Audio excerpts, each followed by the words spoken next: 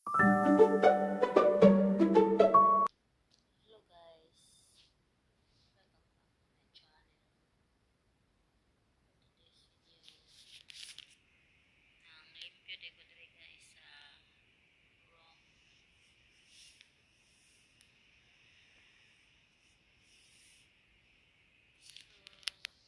nag-clean ta karon sa room diri guys.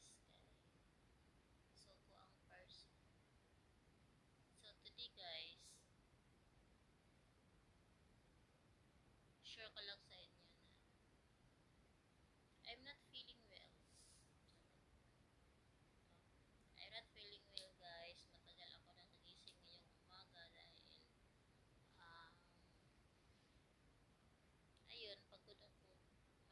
Palagi kasi yung sumasakit yung ano ko ulo, tapos umikot yung umikot yung, umikot yung higaan ko parang, ano tawag dun? Sa Bisaya yan, nalipong, sa Tagalog, nahihilo. Lagi ako nahihilo guys. I'm not feeling well, actually. And, ayun. Even we are not feeling well,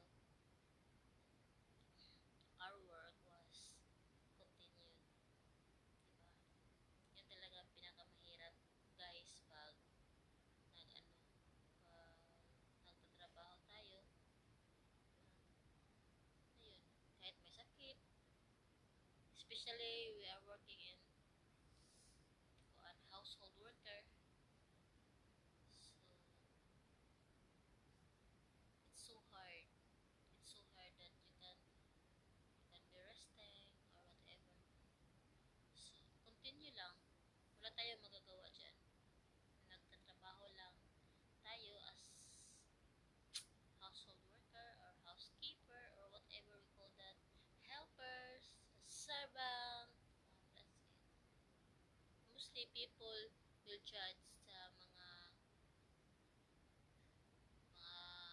like me, sa mga helpers din, nagja-judge sila kasi helper lang yan, ganon guys. So helper mostly was discriminated by some people around us, some people, ganun, mababas tayo dyan.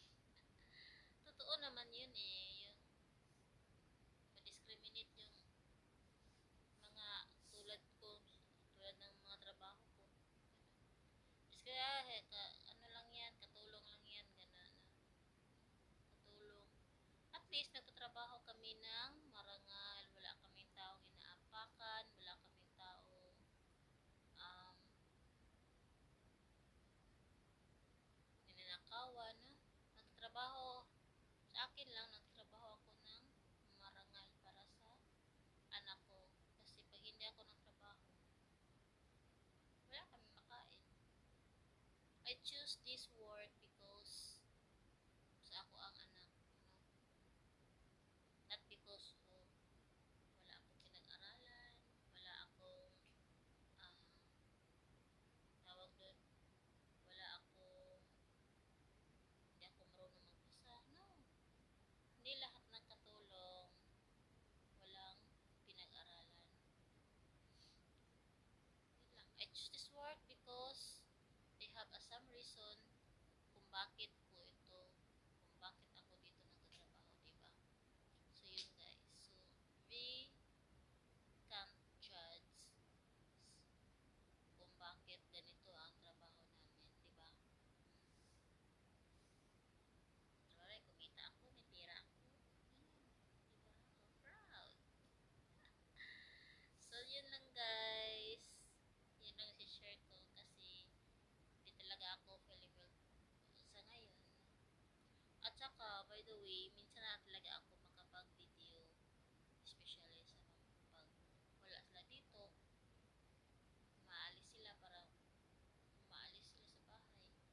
Ayun, nakapag-video ako in 5 minutes, 3 minutes, ganun. So, thank you guys for watching. Sana